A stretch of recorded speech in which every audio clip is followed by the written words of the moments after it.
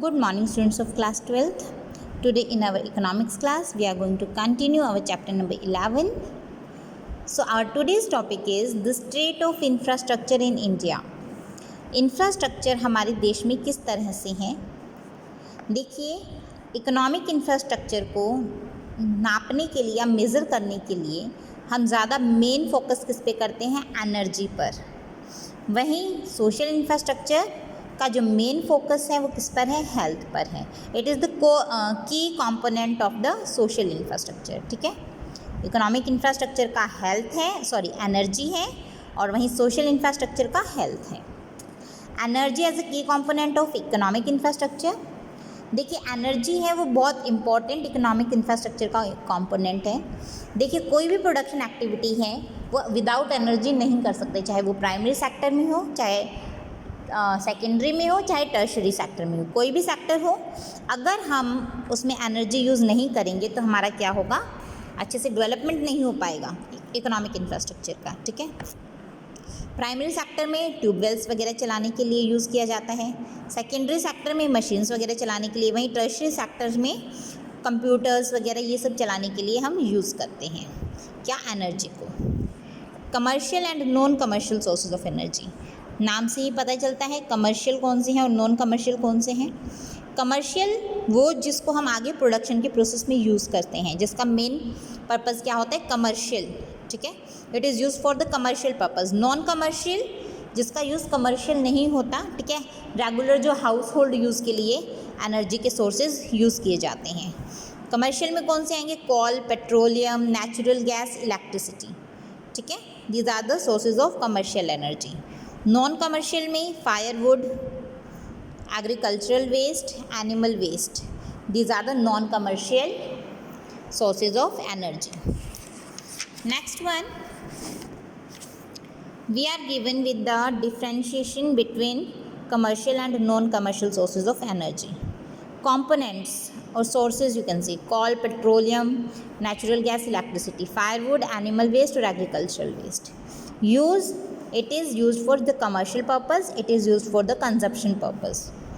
Nature of goods, ये market में trading के लिए यूज़ किए जाते हैं।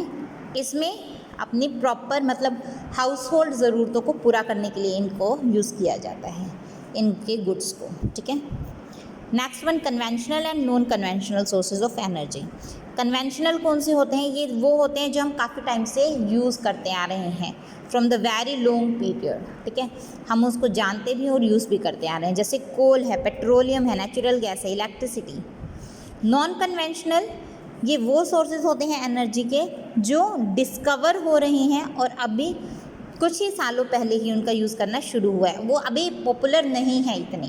ठीक है, उनको हम काफ़ी टाइम से नहीं जानते। ठीक है, जैसे सोलर एनर्जी है, विंड एनर्जी है, बायोमास एनर्जी है, ये सब क्या है, हमारे non conventional sources of energy. Conventional जो हम काफ़ी टाइम से लॉन्ग पीरियड से यूज़ करते आ रहे हैं, नॉन कन्वेंशनल जो लॉन्ग पीरियड से यूज़ करते हुए नहीं आ रहे हैं, जिसका जो आविष्कार है या फिर जिसकी नॉलेज हमें अभी कुछ रिसेंट के पास्ट ईयर्स में ही मिली है। कन्वेंशनल सोर्सेज में कॉल है। कॉल के बारे में कुछ इंपॉर्टेंट फैक्ट्स दिए हुए हैं। India is rich in call production, India call production में काफ़ी ज़्यादा रिच है। 1950 और 51 में जो प्रोडक्शन था कोल का वो 328 लाख टन था, वहीं 2015-16 में 6380 लाख टन हो गया। टोटल एनर्जी जो प्रोड्यूस की जाती है उसमें से 67% किससे प्रोड्यूस की जाती है, फ्रॉम द कोयल। देखिए, रिज़र्व कितने हैं हमारे पास कोल के, 315.14 बिलियन टन कोल हमारे पास है इस वक्त। ये कब का डाटा दिया हुआ है, 31 मार्च 2017 के अकॉर्डिंग, मतलब 3 साल पहले का डाटा है, अब तो कम हो गया होगा। कंज्यूमर्स, जो मेन कंज्यूमर्स हैं कोल के वो कौन कौन से हैं, thermal power stations.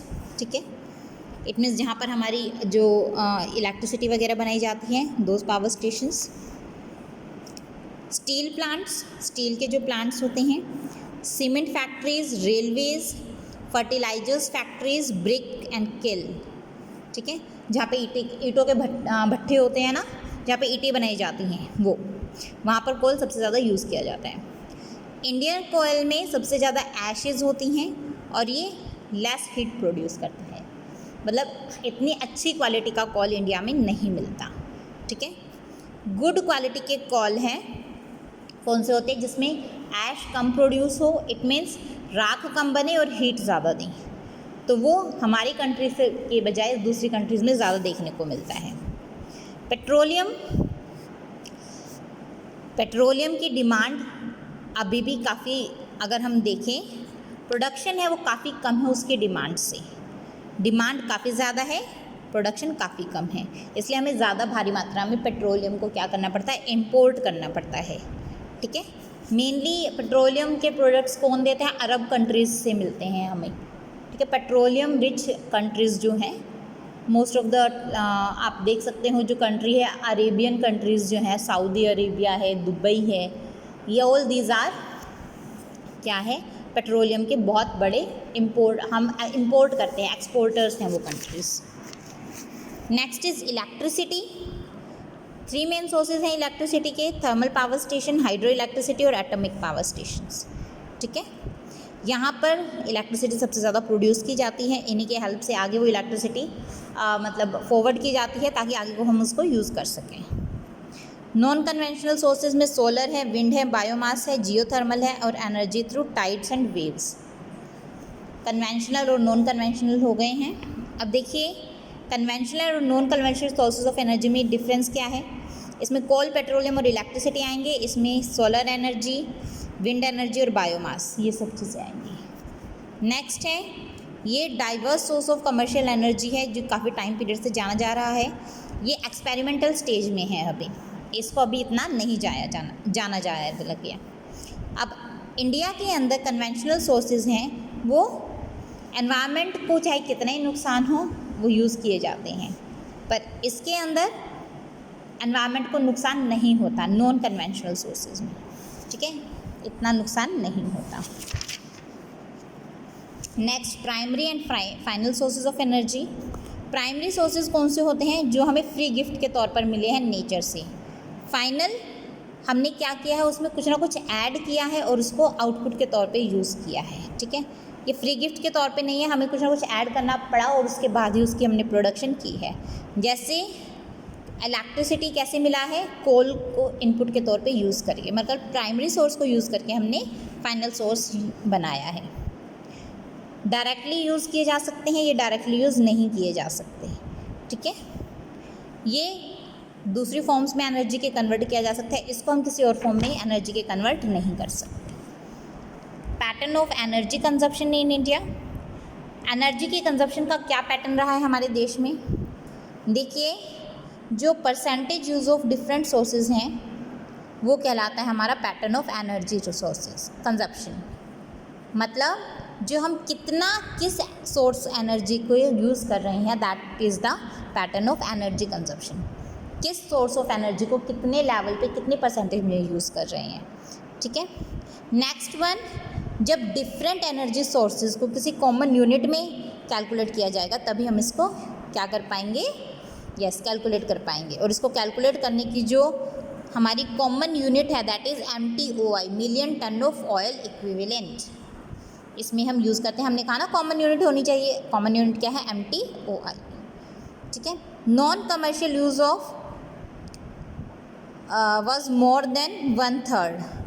Non commercial use हम 36% कर रहे थे 1953 और 54, और 3/4 कितने हो गया 15-16 में, 1/3 से 3/4 हो गया। देखिए कितने ज़्यादा बढ़ोतरी हुई है ना।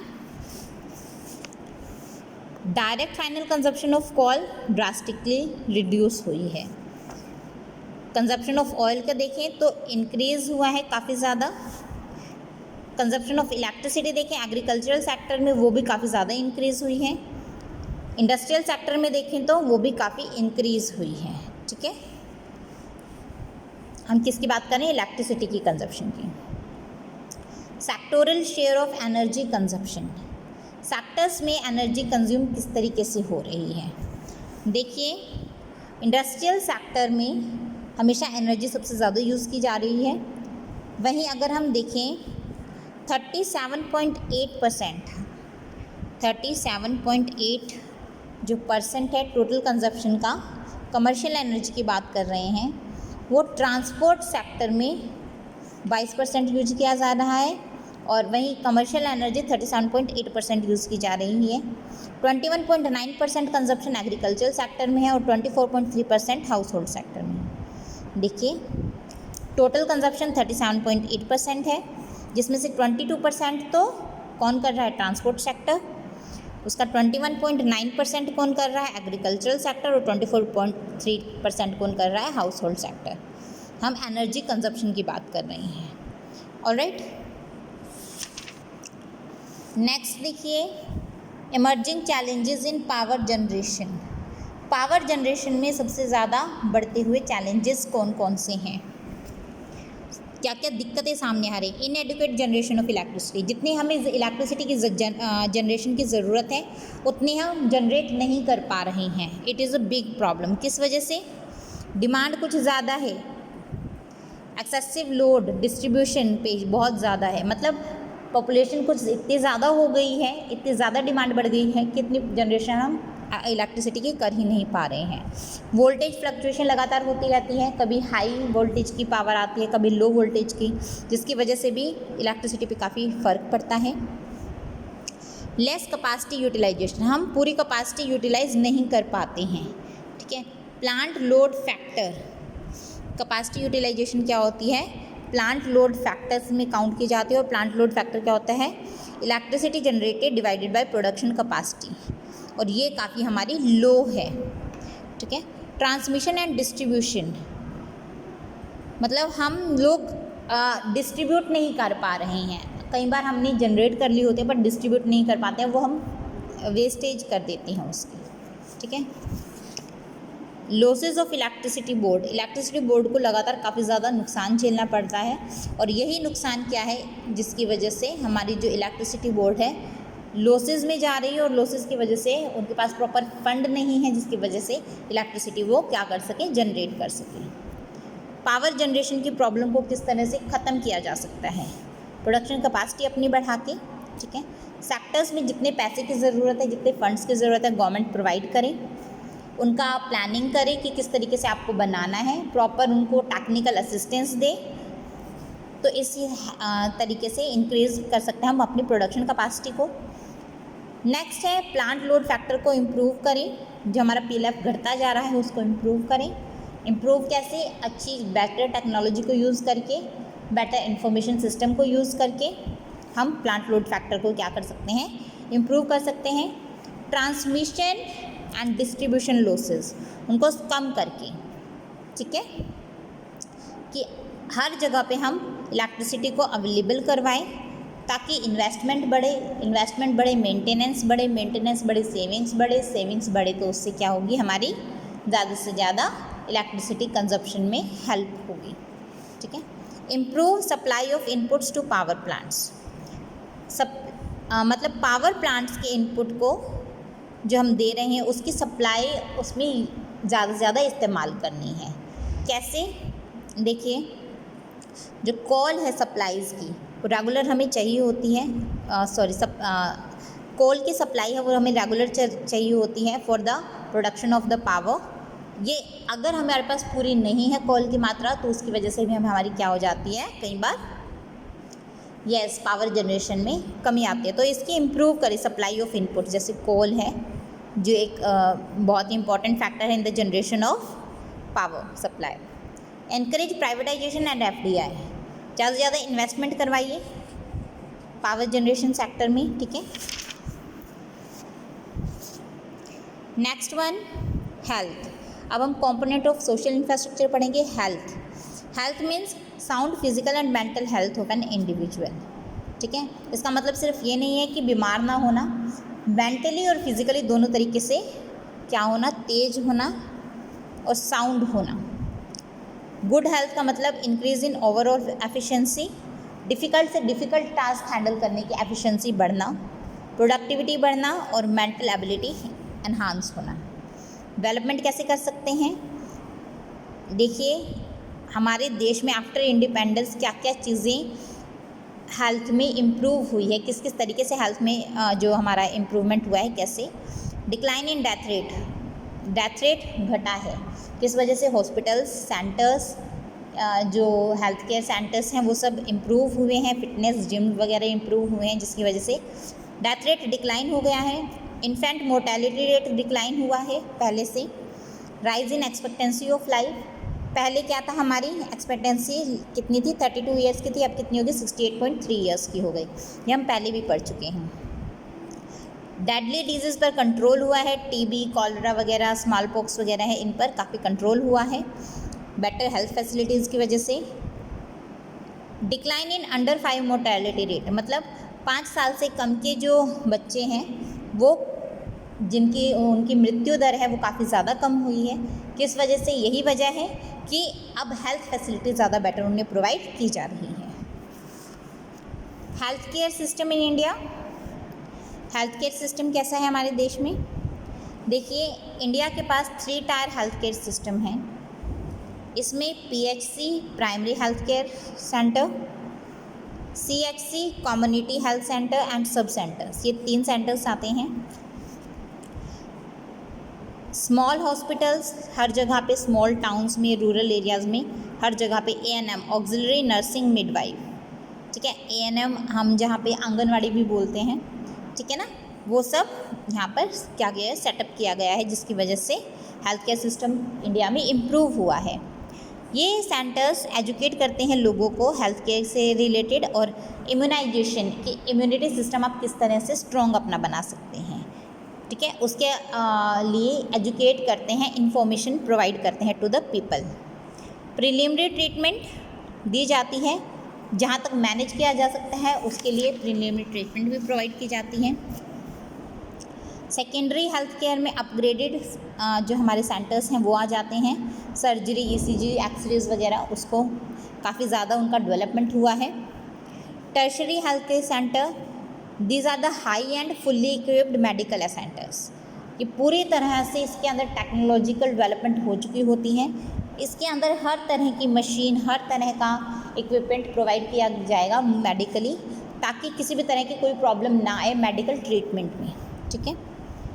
टर्शरी सेक्टर्स ने भी काफ़ी ज़्यादा इसमें हेल्प किया है, जैसे एम्स हैं, PGI हैं, पोस्ट ग्रेजुएट इंस्टीट्यूट हैं चंडीगढ़ का, निमहंस है, national institute of mental health and neuro sciences Bengaluru का, ये सब क्या है, टर्शरी हेल्थ केयर सेंटर्स हैं जो फुल्ली इक्विप्ड हैं विद द मेडिकल आप इक्विपमेंट्स हम कह सकते हैं। Private sector health infrastructure, private sector में हेल्थ इंफ्रास्ट्रक्चर कैसे हैं? प्राइवेट सेक्टर में 80% से ज़्यादा क्या है, इंडिया के हेल्थ केयर सेंटर्स हैं, ठीक है। 78% रूरल और 81% अर्बन पेशेंट्स है जो प्राइवेट नॉन इंस्टीट्यूशन में फैसिलिटीज़ में क्या कर रहे हैं, प्रोवाइड कर रहे हैं। 58% रूरल और 62% अर्बन है जो प्राइवेट हॉस्पिटल्स में जाते हैं, ठीक है। मतलब गवर्नमेंट हॉस्पिटल में तो 78% रूरल में और 81% अर्बन में जा रहे हैं, वहीं प्राइवेट सेक्टर में 58% रूरल में और 62% अर्बन में जा रहे हैं। प्राइवेट सेक्टर है उसने काफ़ी ज़्यादा डोमिनेट कर लिया है मार्केट को, क्यों, वो ज़्यादा अच्छी फैसिलिटीज़ प्रोवाइड करता है। इंडिपेंडेंस के टाइम पे ये सिर्फ 8% था, अब क्या है 64% हो गया है, ठीक है। नेक्स्ट है health as an emerging challenge. Unequal distribution of health care services, जो हेल्थ केयर सर्विसेज है उसका अनइक्वल डिस्ट्रीब्यूशन है, मीन्स कई सारे ऐसे इलाके हैं जहाँ आज भी हॉस्पिटल्स नहीं हैं। ज़्यादातर हॉस्पिटल्स और ये हेल्थ केयर सेंटर्स कहाँ मिलते हैं देखने को हमें, अर्बन एरियाज़ में। कम्युनिकेबल डिजीज़, काफ़ी सारे ऐसे डिजीज़ हैं जिसका आज भी इलाज नहीं हो पा रहा है, इसकी वजह से भी हमारी जो हेल्थ जो सेंटर्स हैं या फिर हेल्थ है, आप कह सकते हैं कि चैलेंज के तौर पे हमारे सामने आज भी आ रहा है। पुअर मैनेजमेंट बिल्कुल भी अच्छी नहीं है, सब लोग क्या है सिर्फ पैसा बनाने में लगे हैं, हेल्थ के लिए बहुत कम लोग जागरूक हैं, ठीक है। इसकी वजह से भी काफ़ी ज़्यादा नुकसान झेलना पड़ा है हमारे देश को। प्राइवेटाइजेशन, हेल्थ केयर सेंटर्स का प्राइवेटाइजेशन होना, इट मीन्स कि वो सिर्फ प्रॉफिट्स के लिए काम कर रहे हैं, व्यक्ति की हेल्थ के लिए नहीं, तो इससे भी काफ़ी ज़्यादा नुकसान हुआ है।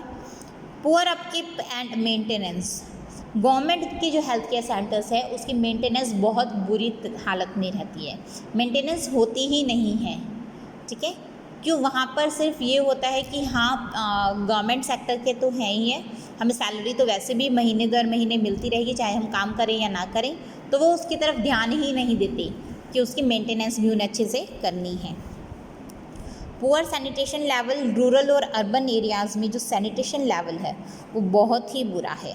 सफाई तो बहुत कम देखने को मिलती है, गली में, सड़कों पर, हर जगह कूड़ा कचरा देखने को हमें आसानी से मिल जाएगा, ठीक है। इसकी वजह से भी हेल्थ काफ़ी ख़राब होती है। Indian system of medicine, Indian system क्या है? देखिए, इंडिया के पास 3 रिकॉग्नाइज सिस्टम है मेडिसिन के, 6 रिकॉग्नाइज सिस्टम है। आयुर्वेदा, योगा, यूनानी, सिद्धा, नेचुरोपैथी एंड होम्योपैथी। ये सब सिस्टम्स हैं जिसके हेल्प से इंडिया के अंदर ट्रीटमेंट किया जाता है। इंग्लिश जो हमारी मेडिसिन्स आती हैं उसके अलावा ये सब 6 तरीके हैं जिसके हेल्प से ट्रीटमेंट किया जाता है किसी भी पेशेंट का, मतलब उसकी डिजीज़ को ख़त्म करने के लिए उसका इलाज किया जाता है with the help of these 6 recognize system of medicines. Okay, तो दिस इज़ योर चैप्टर। ये आपका चैप्टर अब ख़त्म हो गया है। अब आपको आज ये पूरा चैप्टर रीड आउट करना है और इसमें कहीं भी कुछ भी प्रॉब्लम आए तो उसके बारे में पूछेगा। So that's all for today, thank you.